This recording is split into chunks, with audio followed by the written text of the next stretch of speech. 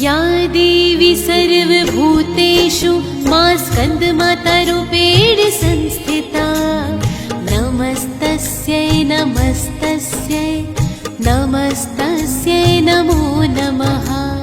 या देवी सर्वभूतेषु मा स्कन्दमातारूपेण संस्थिता नमस्तस्यै नमस्तस्यै नमस्तस्यै नमो नमः नमस्तस्यै नमो नमः।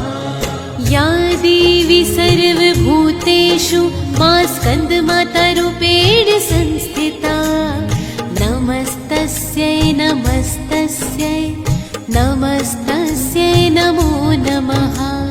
या देवी सर्वभूतेषु मा स्कन्दमातारूपेण संस्थिता नमस्तस्यै नमस्तस्यै नमस्तस्यै नमो नमः नमस्तस्यै नमो नमः। या देवी सर्वभूतेषु मा स्कन्दमातारूपेण संस्थिता नमस्तस्यै नमस्तस्यै नमस्तस्यै नमो नमः। या देवी सर्वभूतेषु मा स्कन्दमातारूपेण संस्थिता नमस्तस्यै नमस्तस्यै नमस्तस्यै नमो नमः नमस्तस्यै नमो नमः नमस्तस्यै नमो नमः। या देवी सर्वभूतेषु मा स्कन्दमातारूपेण संस्थिता नमस्तस्यै नमस्तस्यै नमस्तस्यै नमो नमः।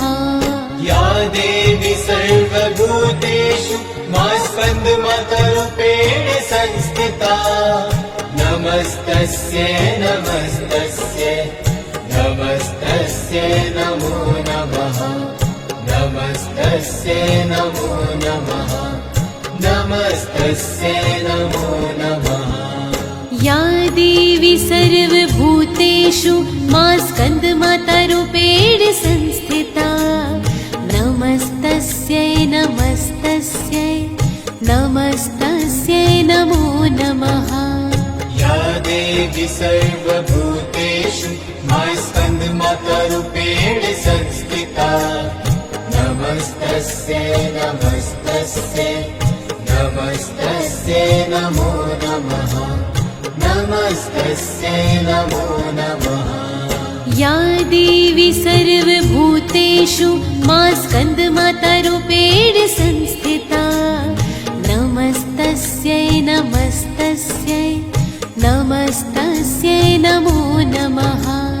या देवी सर्वभूतेषु मा स्कन्दमातारूपेण संस्थिता नमस्तस्यै नमस्तस्यै नमस्तस्यै नमो नमः नमस्तस्यै नमो नमः।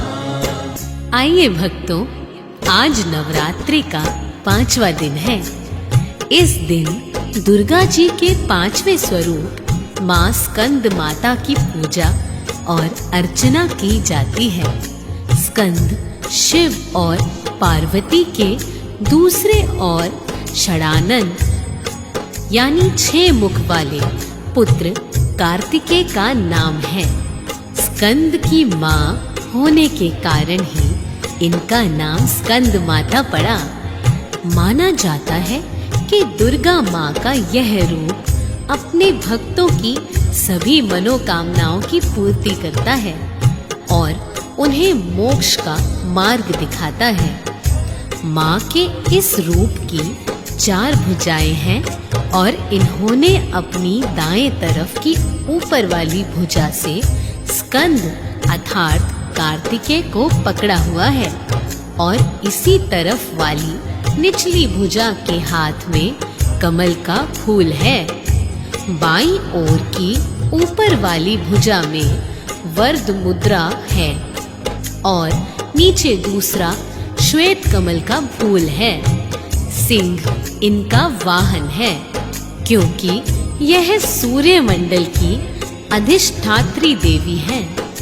इसीलिए इनके चारों ओर सूर्य सहज अलौकिक तेजमय मंडल सा दिखाई देता है। सर्वदा कमल के आसन पर स्थित रहने के कारण इन्हें पद्मासना भी कहा जाता है। भक्तों, आज नवरात्रि के 5वें स्वरूप मां स्कंद माता की पूजा करने का विधान है। आइए भक्तों, प्रेम से बोलिए मां स्कंद माता की जय। या देवी सर्वभूतेषु मां स्कंद माता रूपेण संस्थिता। नमस्तस्यै नमस्तस्यै नमस्तस्यै नमो नमः। या देवी सर्वभूतेषु मां स्कंद माता रूपेण संस्थिता। नमस्तस्यै नमस्तस्यै नमस्तस्यै नमो नमः। नमस्तस्यै नमो नमः। या देवी सर्वभूतेषु मां स्कंद माता रूपेण संस्थिता। नमस्तस्यै नमस्तस्यै नमस्तस्यै नमो नमः। या देवी सर्वभूतेषु मां स्कंद माता रूपेण संस्थिता। नमस्तस्यै नमस्तस्यै नमस्तस्यै नमो नमः। नमस्तस्यै नमो नमः। या देवी सर्वभूतेषु मां स्कंद माता रूपेण संस्थिता। नमस्तस्यै नमस्तस्यै नमस्तस्यै नमो नमः। या देवी सर्वभूतेषु मां स्कंद माता रूपेण संस्थिता। नमस्तस्यै नमस्तस्यै नमस्तस्यै नमो नमः। नमस्तस्यै नमो नमः। नमस्तस्यै नमो नमः। या देवी सर्वभूतेषु मां स्कंद माता रूपेण संस्थिता।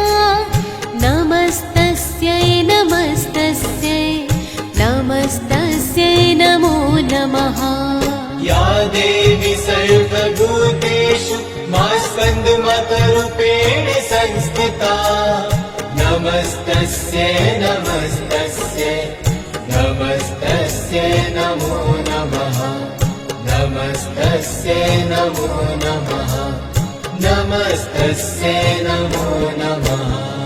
या देवी सर्वभूतेषु मां स्कंद माता रूपेण संस्थिता। नमस्तस्यै नमस्तस्यै नमस्तस्यै नमो नमः। या देवी सर्वभूतेषु मां स्कंद माता रूपेण संस्थिता। नमस्तस्यै नमस्तस्यै नमस्तस्यै नमो नमः। नमस्तस्यै नमो नमः। या देवी सर्वभूतेषु मां स्कंद माता रूपेण संस्थिता। नमस्तस्यै नमस्तस्यै नमस्तस्यै नमो नमः। या देवी सर्वभूतेषु मां स्कंद माता रूपेण संस्थिता। नमस्तस्यै नमस्तस्यै नमस्तस्यै नमो नमः। नमस्तस्यै नमो नमः। एक पौराणिक कथा का वर्णन करते हैं। कथा अनुसार तारकासुर कठोर तपस्या कर रहा था। तारकासुर की तपस्या से भगवान ब्रह्मा प्रसन्न हो गए थे। वरदान में तारकासुर ने अमर होने की इच्छा रखी। यह सुनकर भगवान ब्रह्मा ने उसे बताया कि इस धरती पर जिसने जन्म लिया है उसकी मृत्यु निश्चित है, कोई अमर नहीं हो सकता। तारकासुर निराश हो गया, जिसके बाद उसने यह वरदान मांगा कि भगवान शिव का पुत्र ही मेरा वध करे। तारकासुर ने सोचा कि भगवान शिव कभी विवाह नहीं करेंगे और ना ही उनका पुत्र होगा। तारकासुर यह वरदान प्राप्त करने के बाद लोगों पर अत्याचार करने लगा। तंग आकर सभी देवता भगवान शिव से मदद मांगने लगे। तारकासुर का वध करने के लिए भगवान शिव ने माता पार्वती से विवाह किया। विवाह करने के बाद शिव पार्वती का पुत्र कार्तिकेय हुआ। जब कार्तिकेय बड़ा हुआ तब उसने तारकासुर का वध कर दिया। स्कंद माता को कार्तिकेय की माँ कहा गया है। माँ स्कंद को केले का भोग चढ़ाया जाता है और कमल के आसन पर विराजमान कराया जाता है। इसी कारण इन्हें पद्मासन देवी कहा गया है। आइए भक्तों, प्रेम से बोलिएगा स्कंद माता की जय। या देवी सर्वभूतेषु मां स्कंद माता रूपेण संस्थिता। नमस्तस्यै नमस्तस्यै नमस्तस्यै नमो नमः। या देवी सर्वभूतेषु मां स्कंद माता रूपेण संस्थिता। नमस्तस्यै नमस्तस्यै नमस्तस्यै नमो नमः। नमस्तस्यै नमो नमः।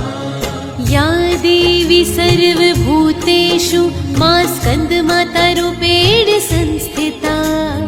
नमस्तस्यै नमस्तस्यै नमस्तस्यै नमो नमः।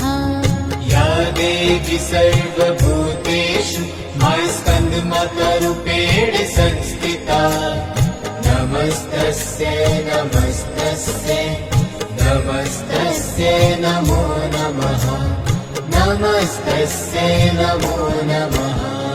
या देवी सर्वभूतेषु मां स्कंद माता रूपेण संस्थिता। नमस्तस्यै नमस्तस्यै नमस्तस्यै नमो नमः। या देवी सर्वभूतेषु मां स्कंद माता रूपेण संस्थिता। नमस्तस्यै नमस्तस्यै नमस्तस्यै नमो नमः। नमस्तस्यै नमो नमः। नमस्तस्यै नमो नमः। या देवी सर्वभूतेषु मां स्कंद माता रूपेण संस्थिता। नमस्तस्यै नमस्तस्यै नमस्तस्यै नमो नमः। या देवी सर्वभूतेषु मां स्कंद माता रूपेण संस्थिता। नमस्तस्यै नमस्तस्यै नमस्तस्यै नमो नमः। नमस्तस्यै नमो नमः। नमस्तस्यै नमो नमः। या देवी सर्वभूतेषु मां स्कंद माता रूपेण संस्थिता। नमस्तस्यै नमस्तस्यै नमस्तस्यै नमो नमः। या देवी सर्वभूतेषु मां स्कंद माता रूपेण संस्थिता। नमस्तस्यै नमस्तस्यै नमस्तस्यै नमो नमः। नमस्तस्यै नमो नमः। या देवी सर्वभूतेषु मां स्कंद माता रूपेण संस्थिता। नमस्तस्यै नमस्तस्यै नमस्तस्यै नमो नमः। या देवी सर्वभूतेषु मां स्कंद माता रूपेण संस्थिता। नमस्तस्यै नमस्तस्यै नमस्तस्यै नमो नमः। नमस्तस्यै नमो नमः। या देवी सर्वभूतेषु मां स्कंद माता रूपेण संस्थिता। नमस्तस्यै नमस्तस्यै नमस्तस्यै नमो नमः। या देवी सर्वभूतेषु मां स्कंद माता रूपेण संस्थिता। नमस्तस्यै नमस्तस्यै नमस्तस्यै नमो नमः।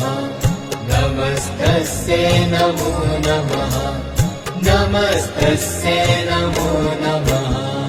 या देवी सर्वभूतेषु मां स्कंद माता रूपेण संस्थिता।